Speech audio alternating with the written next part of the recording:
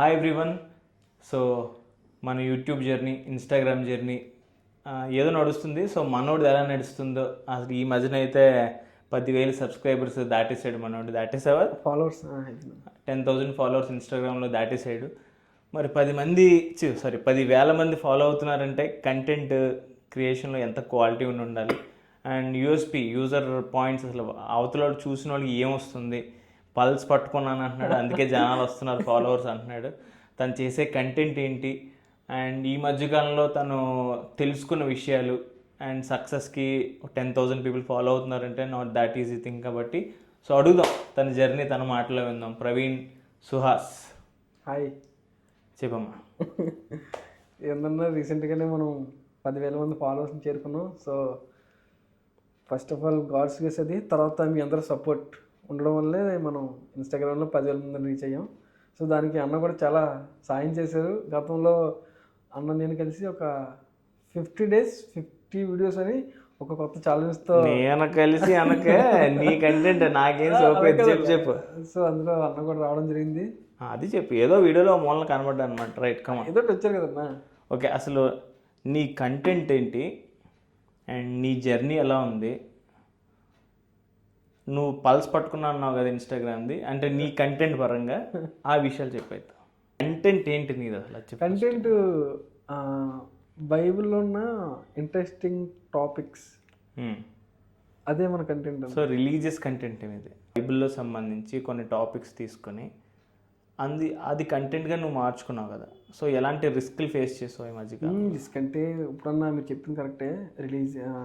ఇలా రిలీజింగ్ చేస్తున్నాం కాబట్టి కొంచెం ఇబ్బంది ఉంటుంది అన్నది అది వాస్తవమే. కానీ నేను వ్యక్తిగతంగా ఎవరికి ఇది చెయ్యండి, ఇలా ఉండండి, ఇలా మారండి అని ఇప్పుడు నేను ఎక్కడే చెప్పలేదు. సో ఫస్ట్ ఆఫ్ ఆల్ అది గుర్తుపెట్టుకోవాలి. నేను ఎవరికి కూడా ఇది చెయ్యమని ఎప్పుడు చెప్పలేదు. నాకు తెలిసిన సత్యాన్ని, నాకు తెలిసిన విషయాన్ని నేను పోస్ట్ చేసుకుంటున్నా. అంటే నేను ఎక్కువగా బైబిల్ చదువుతాను. సో చదివినప్పుడు నాకు తెలిసిన విషయాలు నేను ఒక కంటెంట్గా క్రియేట్ చేసుకొని దాన్ని నేను పోస్టింగ్ జరుగుతుంది. ఇది ఫస్ట్ మన కంటెంట్. గుర్తుపెట్టుకుని మళ్ళీ ఒకసారి, నేను ఎవరికి కూడా ఇలా చేయమని చెప్తే గొడవలు వస్తాయి. నేను ఎవరికి చెప్పట్లేదు కదా. ఇప్పుడు మీరు ఉన్నారన్న, మీకు నచ్చింది మీ ఉద్దేశం చెప్తారు, కానీ ఇలాగే ఉండంటే అది గొడవ స్టార్ట్ అవుద్ది. అంతేగాని మీకు నచ్చింది చేసుకుంటే హ్యాపీ కదా. సో ఫ్రీడమ్ ఆఫ్ స్పీచ్ వాడుకుని నీకు నచ్చిన కంటెంట్ నువ్వు పోస్ట్ చేస్తావు. నేను నాకు నచ్చింది చేసుకుంటాను తప్ప. సో మరి అవతల నుంచి నీకు ఎప్పుడు ఇబ్బందులు రాలేదు? ఇబ్బందులు చాలా వచ్చాయి, చాలా వచ్చాయి. అంటే పర్సనల్గా కమెంట్స్ వాళ్ళు మనం అంటే ఇప్పుడు ఆ పోస్ట్ మీద కమెంట్స్ కాకుండా పర్సనల్గా డిఎం కూడా చేస్తారా? పర్సనల్ డిఎం, డైరెక్ట్ మెసేజ్ చేస్తా. ఎలా చేస్తారంటే ఫ్యామిలీని ఇంక్లూడ్ చేసి కూడా మాట్లాడిన రోజులు ఉన్నాయి. చాలా దారుణమైన విషయాలు కూడా మాట్లాడతారు. అంటే తిట్టడం కావచ్చు, లేకపోతే ఇంకా అనేక గొడవలు రేకెత్తించే మాటలు మనం వీడియోస్ చూసి డైరెక్ట్ డిఎం చేసిన చాలా ఉన్నాయి, చాలా జరిగాయన్న. కానీ మనం వాటిని పట్టించుకోలేదు. ఎందుకంటే ఇప్పుడు అవతల వ్యక్తికి అంత ఖాళీగా ఉందేమో ఆ డిఎం చేయడానికి.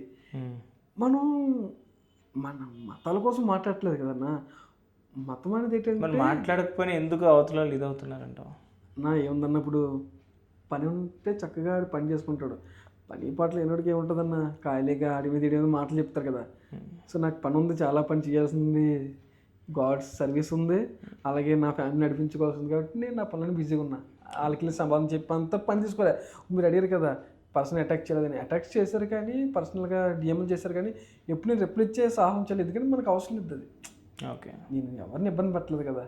మీకేమైనా వచ్చి ఎలా చేయంటే మీరు ఇబ్బంది పడాలి. ఇలా చేస్తే బాగుంటుంది, నాకు ఇలా నచ్చింది, ఇలా బాగుంది, ఈ విషయం నాకు హ్యాపీ అనిపించింది, ఇది ఫాలో అయితే బాగుంటుంది అంటావు. కానీ ఇదే చేయండి అని చెప్పి ఇప్పుడు చేయలేదు, ఇప్పుడు ఎవరు చెప్పలేదు. సో దానివల్ల నేను కానీ సెన్సిటివ్ టాపిక్స్ మీద ముందుకెళ్ళాలంటే చాలా రిస్క్ అని అనుకుంటా. అవునన్నా, రిస్కే.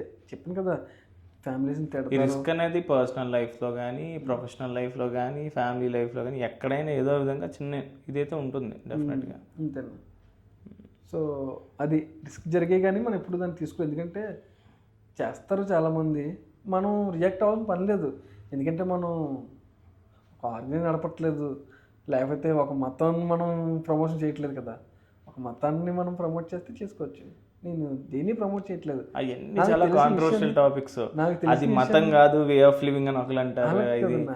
అది మతం అని ఒకరు అంటారు. అంతా అది చాలా ఆ టాపిక్స్ లో ముట్టుకోవడం కొంచెం ఫీలింగ్ ఇబ్బందికరం. అలాగే ఎవరి ఫీలింగ్ ఉండొచ్చు బహుశా, బట్ మనం తెలుసు కదా మనం ఏం చేస్తాం. ఓకే చలో, ఇప్పుడు మరి నీ జర్నీలో పలానా వీడియో నేను చేసినందుకు ఇంతమంది ఫాలోవర్స్ వచ్చారు అండ్ నేను చాలా సాటిస్ఫై అయ్యాను అంటే, మనుషులు రావడం, ఫాలోవర్స్ రావడంతో పాటు నీకు ఒక సాటిస్ఫాక్షన్ వస్తుంది, ఈ విషయం ఇంత దూరం వెళ్ళింది, ఎంతమందికి రీచ్ అయింది అని. సో అలాంటి విషయాలు ఏమన్నా అంటే, ఇప్పుడు ఎన్ని వీడియోలు చేస్తుంటావు ఇన్స్టాగ్రామ్లో? బహుశా దగ్గర 200 దగ్గర చేశాను. 200 దగ్గర 200 వీడియోస్. వీడియోస్ అయితే ఫస్ట్ 60 వీడియోస్ నాకు ఇప్పుడు కూడా గుర్తుంది. 60 వీడియోలు చేసేంత వరకు కూడా 133 ఫాలోవర్స్ మాత్రమే మనకి. అప్పటికి ఎవరో చూడలేదు, ఎవరో పట్టించుకోలేదు, మన ఛానల్ ఉందని కూడా తెలియదు ఎవరికి. సో అయినా కానీ మనం విడిచిపెట్టకుండా మనకున్న కంటెంట్ని, మనకున్న నాలెడ్జ్ని తీసుకెళ్దాం ముందుకనే మనం ముందుకి నడవడం జరిగింది. దేవుడి వల్ల అంతా బాగానే ఉంది. ఓకే. సో ఏది కంటెంట్ నిన్ను బాగా ఇన్ఫ్లుయెన్స్ చేసింది, లేదా సాటిస్ఫాక్షన్ ఇచ్చింది, లేదా మంచి రీచ్ తీసుకొచ్చింది నీకు? ఏ కంటెంట్? బైబిల్లో పాదాలు అని ఒక వీడియో చేశాను. బైబిల్లో పాదాలు చాలా బాగా తీసుకెళ్ళింది.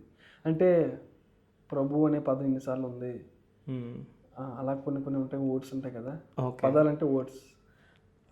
ఆ వీడియో బాగా తీసుకెళ్ళింది. రీసెంట్గా అయితే మనకి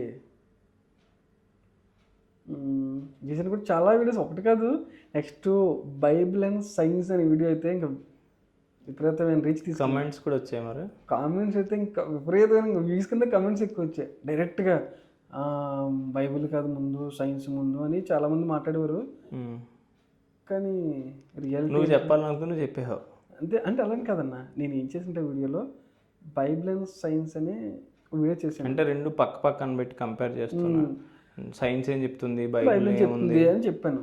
సో సైన్స్ ఇప్పుడు చెప్తుంది, కానీ బైబిల్ ఎప్పుడో చెప్పిందని చెప్పాను అనమాట. అంతే కదా, బైబిలే ముందు ఉంది. అది నేనేం మాట్లాడాను, ఎందుకంటే నేను కాంట్రవర్షియల్ టాపిక్స్లోకి నేను దూరను. సో నేను ఆ వీడియో చేసిన, ఆ వీడియోకి కూడా బాగా రీచ్ వెళ్ళింది మనకి. Okay, nice. మా వ్యూవర్స్కి నీ జర్నీలో ఇన్స్పైరింగ్ ఈవెంట్స్ కానీ, లేదంటే షాకింగ్ ఈవెంట్స్ కానీ ఏమైనా షేర్ చేసి ఉన్నాయా? అంతేనా? ఇన్స్పైరింగ్ అంటే నీ జర్నీలో పలానా చోట పలానా స్క్రిప్ట్ రాసినప్పుడు, లేకపోతే పలానా వీడియో చేసినప్పుడు నాకు చాలా మోటివేషన్ అందింది, అప్పటి నుంచి నేను యూటర్న్ తీసుకున్నాను, కొంచెం స్పీడ్ వచ్చింది వీడియోలు చేయడంలో, కంటెంట్ క్రియేషన్లోని, లేకపోతే అది అనవసరంగా చేసా అనిపించింది, అది ఒక్కటి తీసుకుంటే ఇంకా బాగుండు, కొంచెం ఎలాంటివి ముట్టుకోకూడదు, సంథింగ్ లైక్ దట్. షాకింగ్ అంటే నీకు అరే అనవసరంగా చేశాను రా అన్నట్టుగా? లేదన్నా, అనవసరంగా చేశాను ఎప్పుడే అనుకోలేదు. అలాంటి ఇది చేసి ఉండకూడదు అని కూడా ఎప్పుడు అనుకోలేదు. లేదన్నా. బూస్ట్ అవ్వడం అంటే మంచి మోటివేషన్, ఇన్స్పైరింగ్ ఉండడం అంటే, మనం ఛానల్ స్టార్ట్ చేసి ఇన్స్పైరింగ్తో స్టార్ట్ చేసాం. అంటే ఎలాగైనా మనం ఏదో సాధించాలి. యూట్యూబ్లో ఆల్రెడీ మనం సాధించాం చాలా వరకు, ఇన్స్టాగ్రామ్లో చూద్దాం అని వచ్చాం, సాధిద్దామని. సో చేసాం. ఇన్స్పైరింగ్ అంటే మనమే ఇన్స్పైరింగ్. అంటే ఏదో వ్యూస్ వచ్చిందని చెప్పేసి చప్పట్లు కొట్టుకోవడం, వ్యూస్ రావాలని చెప్పేసి ఇంకా నీరసపడిపోవడం అనేది లేదు. మనం అవతల వ్యక్తి మన పొగుడుతున్నప్పుడు మనం తీసుకున్నామంటే, అవతల తిట్టినప్పుడు మనం తీసుకోవాలి. మనం ఏంటంటే ఆయన పొగిడిన తీసుకోము, తిట్టిన తీసుకోము, మన పని మనం తీసుకుంటూ వెళ్తాం. సో ఇదే మన మోటో మెయిన్. నైస్. ఇప్పుడు అవతల వ్యక్తి పొగిడినప్పుడు ఆ సూపర్ అన్నప్పుడే అని మనం పైకి ఎగిరిపోయి, అవతల ఇంకొకటి ఎవడో వచ్చి నువ్వు ఇదిరా అని చెప్పి తిడితే మనం బాధపడిపోయి నీరసపడిపోతే ఇంకా మన జర్నీ ఆగిపోద్ది. ఎందుకంటే ఇది మన లైఫ్, ఇంకొకటి ప్రోగ్రెస్ రిపోర్ట్ ఇవ్వాల్సిన అవసరం లేదు. అంత టైం కూడా లేదు బయట. ఇప్పుడు బిజీ లైఫ్, ఎవరు బాధ వాళ్ళు. ఓకే. సో అదనమాట మనోడి జర్నీ. సో 60 వీడియోస్ వరకు కూడా తనకి ఏమీ బూస్ట్ అయితే రాలేదు, బట్ ఈజ్ కంటిన్యూస్ జర్నీ. ఆ తర్వాత నుంచి స్ట్రాటజీ మార్చావు, అంటే ఇలా కాదు చేయాల్సింది, ఇది చేయాలి, ఇలా కాదు చెప్పాల్సింది, ఇలా చెప్పాలి. తప్పులు మనం ఏం చేస్తాం ఏంటని. సో ఈ లోపల మనం ఎక్కడ తప్పు చేస్తున్నాం ఎందుకనేసి చూసుకొని, సో కంటెంట్ చేంజ్ చేసుకుంటూ రావడం జరిగింది. అలాగే ముందుకెళ్ళాం. కానీ కన్సిస్టెంట్ ఇంపార్టెంట్, స్థిరత్వం అనేది చాలా ఇంపార్టెంట్. ఎందుకంటే మనం 60 వీడియోలు చేసినప్పుడు నాకు అబ్బా ఏంటి అనిపించింది. అంటే అది కూడా 60 వీడియోలు ఎలా చేసాం మనం, 50 days 50 వీడియోస్ ఛాలెంజ్ అది. అంటే ఎవ్రీడే వీడియో 50 రోజులు 50 వీడియోలు చేయాలి అంటే దగ్గర 2 నెలలు. ఇంకా మనం ఎంత బిజీగా ఉన్నా, ఏ జర్నీలు ఉన్నా, హెల్త్ బాగలేకపోయినా వీడియో పెట్టాల్సిందే. సో అది అలా చేసినప్పుడు చాలా కష్టం అయిపోయింది. మనం ఒక్కడమే కదా చేసుకోవాల్సింది. చాలా ఇబ్బంది పడ్డాం. అయినా కానీ రీచ్ అవ్వలే. అయినా వదలలేదు, ఖచ్చితంగా సక్సెస్ అవ్వాలనే ఆలోచనతో ముందుకెళ్ళాం. తర్వాత కొన్ని వీడియోస్ బూస్ట్ అయ్యి ఓకే మనం కొంచెం చేంజ్ చేయాలి కంటెంట్ మార్చడం, అలా మీలాంటి అందరూ హెల్ప్ చేయడం, మొత్తానికి మనకి ఆల్రెడీ మన టీం అందరూ చాలా వరకు సపోర్ట్ చేస్తారు మనకి. ఓకే, సో అదనమాట తన 10K followers journey. So from no one to Paul Silas followers. Channel పేరేంటి బ్రో? Paul Silas echoes. తెలుగులోనా ఇంగ్లీష్లోనా? తెలుగులో అయితే పౌలు శీలా, ఆయన పేర్లు 2 తెలుగు ఒకలా ఉంటాయి. ఓకే. ఎకోస్ అంటే వాళ్ళ శబ్దాలు, ఎకోస్ అంటే శబ్దాలు, అదే రీసౌండ్ రావడం, వెళ్ళింది తిరిగి రావడం. సో అది ఎందుకు పెట్టామంటే బైబిల్లో నేను చదువుతున్నప్పుడు ఆ ఇద్దరు వ్యక్తుల యొక్క జీవిత విధానం ప్రభావం చేసింది. అంటే అదే అంటే పాల్ సిలా అనేది ఒక ఇన్స్పైరింగ్ క్యారెక్టర్ ఇన్ బైబిల్. వాళ్ళిద్దరూ కలిసి మంచి సేవ చేస్తారు. అంటే పౌలు గారు ఇద్దరేంటి ఒకరు కదా? కాదు, పౌలు వేరు, శీలా వేరు. ఓకే. సో పౌలు గారు మంచి సేవ చేస్తారు బైబిల్లో. శీలా అనేది ఎవరంటే మీలాగా కలుస్తారు అన్నమాట, సపోర్టింగ్ అప్పుడప్పుడు. సో కలిసి ఇద్దరు వచ్చినప్పుడు సపోర్ట్ చేసినప్పుడు బాగా మంచి సేవ చేస్తారు ఆయన. ఓకే. సో వాళ్ళిద్దరు గొప్ప సేవ చేసిన అది నన్ను ప్రభావితం చేసింది. ఆయన యాంటీగా ఉంటాడు అన్నమాట క్రైస్ట్కి, కానీ ఆయనలో మార్పు వచ్చినప్పుడు ఆయన క్రైస్ట్ కోసం చనిపోవాలనుకుంటాడు అన్నమాట. అది నన్ను ప్రభావం చేసింది. అంటే మార్పు ఇంతలా ఉంటుందని అర్థమైంది. నెక్స్ట్ ఇంకోటి అంటే వాళ్ళు మారిన తర్వాత వాళ్ళు చేసిన సేవ అలాగే ఉంటుంది. అంత శబ్దం చేసేది అది. ఓకే. అంటే శబ్దం అంటే అరవడం అవి కాదు, కానీ మన క్రియలు. ఇప్పుడు చాలామంది తెలుగులో ఏం చేస్తారంటే ఎక్కువ మాట్లాడి గొడవడరు, వాళ్ళ పనులు శబ్దాలు చేస్తాయి, అంతే కదా. అంటే అర్థమైంది కదా, మనం వాళ్ళు చేసే పనులు కదా సమాధానం చెప్తే, అంతేగాని పెద్ద పెద్దగా అరిచే కాదు. సో వారి యొక్క జీవిత విధానం అలా ఉంది.